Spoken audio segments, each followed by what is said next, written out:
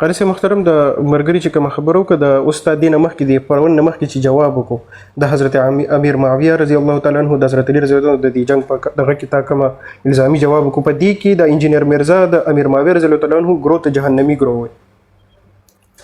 او خو زه د دې په اړه باندې عقاید مهم دي چې سړي ټول اجمالی عقاید وګوري نه اجمالی عقاید یو چا کتل لازمي دي بیا په یو چا باندې څوک فیصله کولای شي او دا چې کوم عالم ته د عقاید معلوم وي هغه کې د په اړه کومه خبره کوي هغه تم نه وایي دا خبره نه ده کړي وي باید نه وای کړي نه خیر دا چې زه د په اړه معلومات نه لرم دا د ما نیمګړتیا ده پوه شوس په خبره او قاری صاحب محترم دغه جواب بدل قاری صاحب محترم مفتی شاکر څوک هغه ټول اندی طرف د اندی سړي علم طرف ته خلک وړلو هغه ته ډېر بهادر ویل سړي خکورې کړه د اسلام لپاره خیر ان شاء الله په دې اړه باندې زه غواړم چې د تفصیلی عقاید وګورم ان شاء الله تفصیلی عقاید او کله کوم ملګری سره وی غدي مرسته را سره وکړي د دې په مسائلو کې ښه بارک الله فیکم الله مسرلوړي کړه قدرمن سي دوستانو انداز مکینی ګوري دانن تاسو د غلایف الحمدلله د 40% بندیز د اسکرین شاټ می د مخلص ملګرو ته لګلیو د اډمینانو ته والحمدلله زنور باندې پوی د مال دا څه شي دی خو بیا چې مې ورسته وکتل هغه ټول میسج مې ولیدل نو هغه 40% بندیزونه رانه لري کړی دي نو اخلاص او صداقت وکړي په دې اسکرین ټکولو کې ډیر اخلاص او صداقت وکړي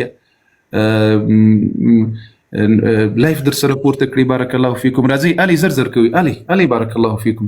ټي ډي ام مایک اخلاص کوم مهرباني ټي ډي ام on top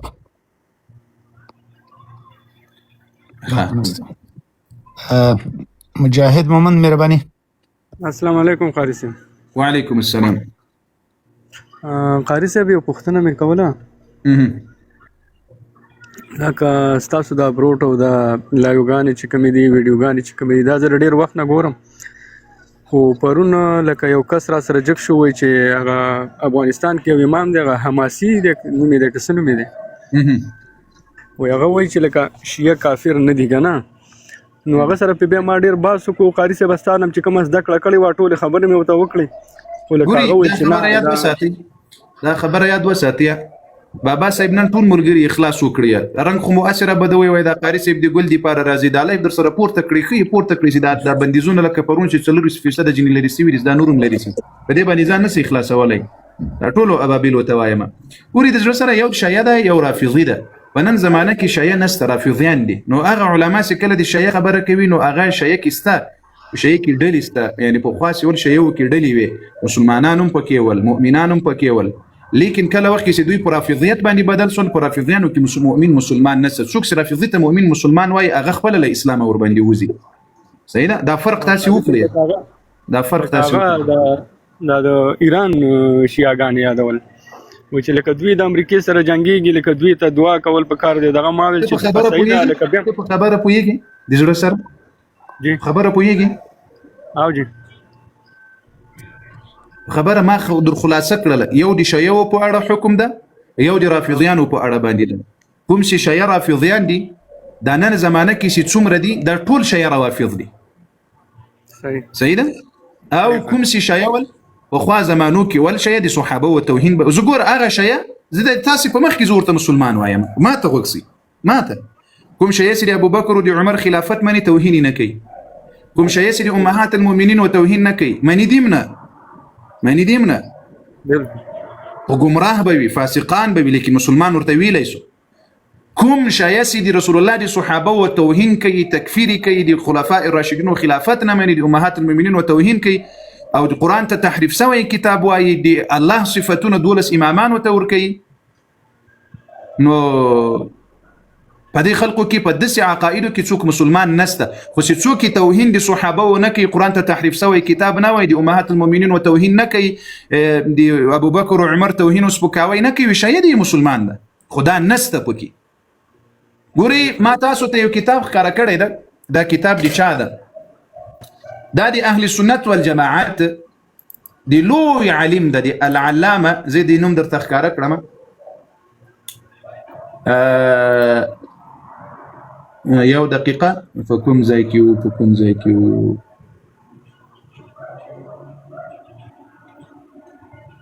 الله دې دلته حوالې له مې سره بیخي ډېرې دي حوالې را سره بیخي ډېرې دي یو دقیقه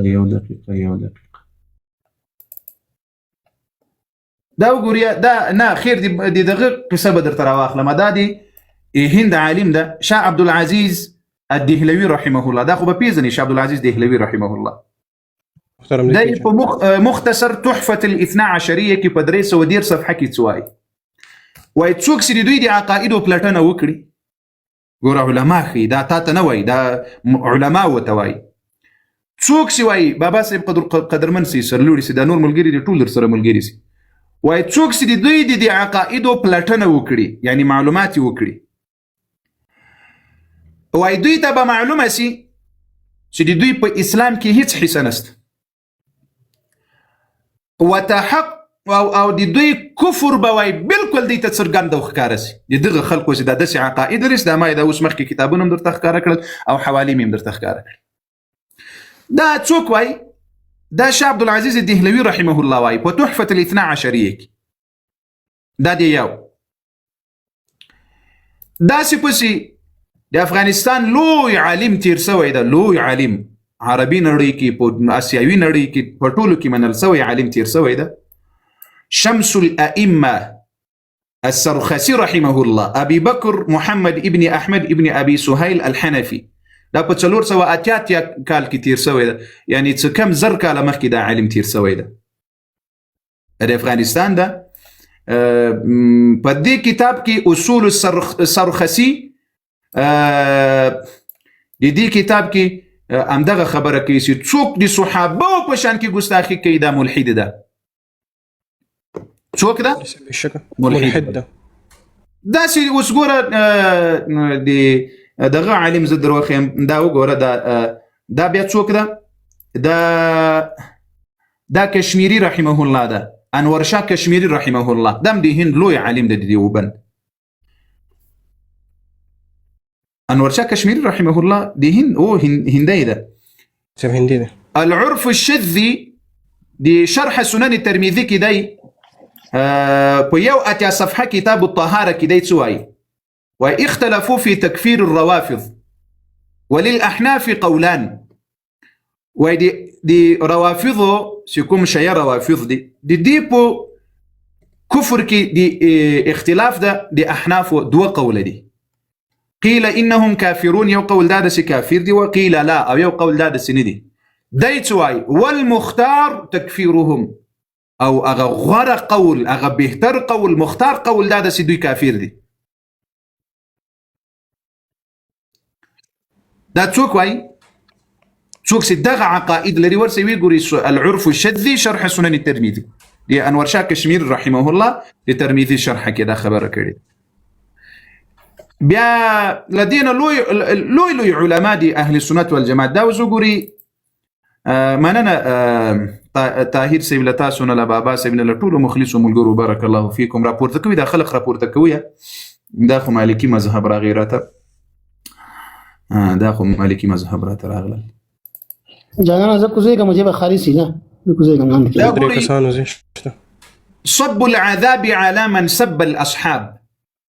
العلامة علامة العراق أبي المعالي محمد الشكري الألوسي ده إمام الألوسي رحمه الله ده دي أحناف لوی علم ده دی په دې کتاب کې صب العذاب على من سب الاصحاب په دې کتاب کې 15 صفحه کې توای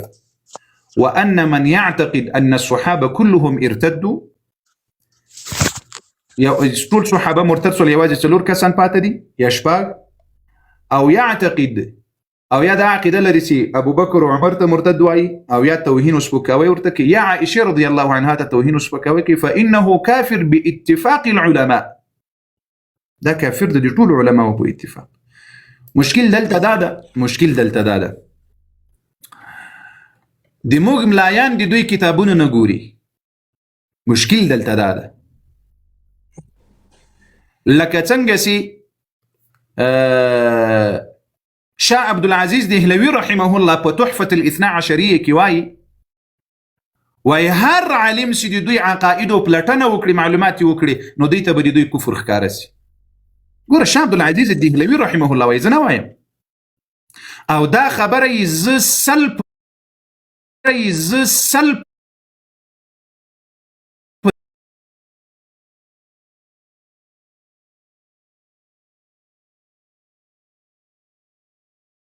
سره تاییدوم.